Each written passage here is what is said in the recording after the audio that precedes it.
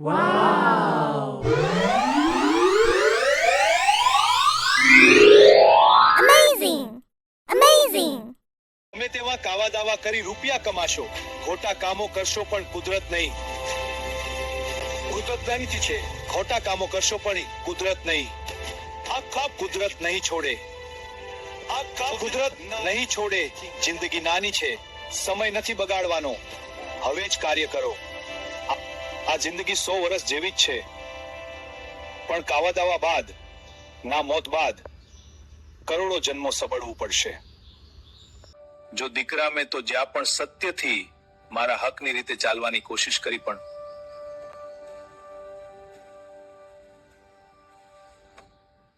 આ કલિયુગમાં લોકો પોતાનું લોહીને લોહી માને અને બીજાનું લોહી પાણી ગણે છે. પણ દાદા, આપણે બધા એક જ જન્મઈએ છીએ. મારી સાચી વાતોના લીધે મારા આવા નાલાયકો સાથે સંબંધ નથી. મારા સંબંધ હશે તે સાચો હોય તેવા સાથે છે. યાર, આ ગુજરાતી ફિલ્મ લાઈનમાં ચીટરો બહુ ભરેલા છે. અરે, બહારથી મોટું નામ બતાવે પણ ચીટિંગ કરતા જોઈએ તો આ પ્રોડ્યુસર નિર્માતા આવું કરે તે મનાય નહીં. બિલકુલ જઈ કઈ ના ચાલે આ લોકો સાથે.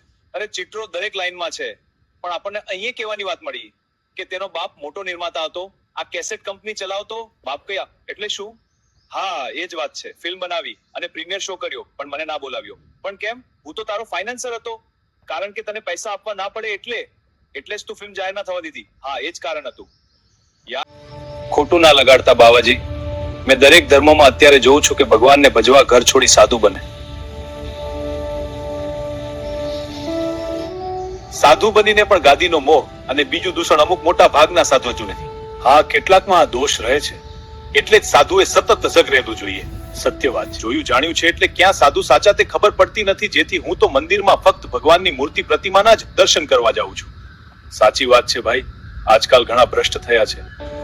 ખોપડાનું નોલેજ હોય પણ અમુક નોલેજ સમાજનું પણ હોવું જોઈએ. જેમ કે કોઈ પણ ઘરના દરવાજે બૂટ ચંપલ વચ્ચોવચ ઉતારવા નહીં. સમજાઈ ગયું સર. બરાબર. જુઓ, અહીં આપણે શીખીશું કે વાહન કેમ અને ક્યાં ઉતારવા જોઈએ. દરવાજાની સાઈડમાં આવતા જતા. સર, હોસ્પિટલ ઉતારવા જોઈએ? બિલકુલ નહીં. હોસ્પિટલ કે મંદિરના દરવાજે કે પગથિયે ઉતારવા નહીં. આવી રીતે આજે એ વાત શીખી લેવી કે આપણા બૂટ ચંપલ કોઈ દરવાજા આગળ, કોઈ ચડવાના પગથિયા આગળ, કોઈને નડે તેમ ઉતારવા નહીં.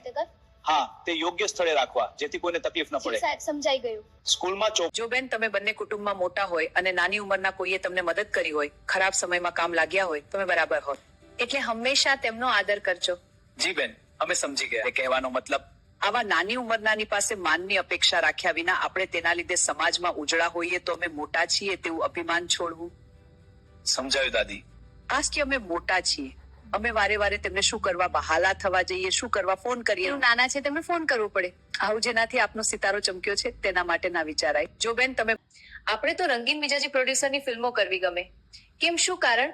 ત્યાં ફિલ્મની નક્કી કરેલ રૂપિયા સાથે બીજી ઘણી ગિફ્ટ પણ મળે. વાહ, સરસ.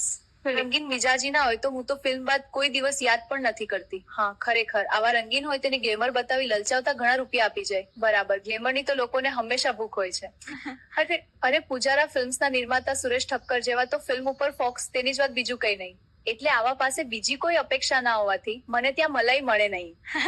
ગમે તેવા કાવા દાવા કરી રૂપિયા કમાશો, ખોટા કામો કરશો પણ કુદરત નહીં. કુદરત નહીં છે, ખોટા કામો કરશો પણ કુદરત નહીં. આખા કુદરત નહીં છોડે, આખા કુદરત નહીં છોડે. જિંદગી નાની છે, સમય નથી બગાડવાનો, હવે જ કાર્ય કરો. આ જિંદગી 100 વર્ષ જેવી જ છે, પણ કાવા દાવા બાદ, ના મોત બાદ કરોડો જન્મો સબળવું પડશે. ગમે કેમ છો સુરેશજી? આ ફેમસ હિરોઈનને તમે ઓળખતા જ હશો. હા, ઓળખું છું. ખૂબ સારું. ઘણી ફિલ્મો બનાવી, પણ શૂટિંગ બાદ મારી ફિલ્મની હિરોઈન 2 કારણથી મારો કોન્ટેક્ટ કરતી નથી. એક કારણ છે, હું હિરોઈનને મારી ફિલ્મ સિવાય કોઈ વાત કરતો નથી. સાથે આવેલ ડાયરેક્ટર આવે છે અને પૂછે બીજું શું કારણ? તમારા જેવા ડાયરેક્ટર રંગીલા બીજા પ્રોડ્યુસરની ફિલ્મો અપાવે જેથી તમારો કોન્ટેક્ટ કરે, મારો નહીં. એવું નથી. પણ તમે જ રંગીલા દેખાવ છો. ને હું કહું છું छोटो छोटो सो कृष्ण कन्हैया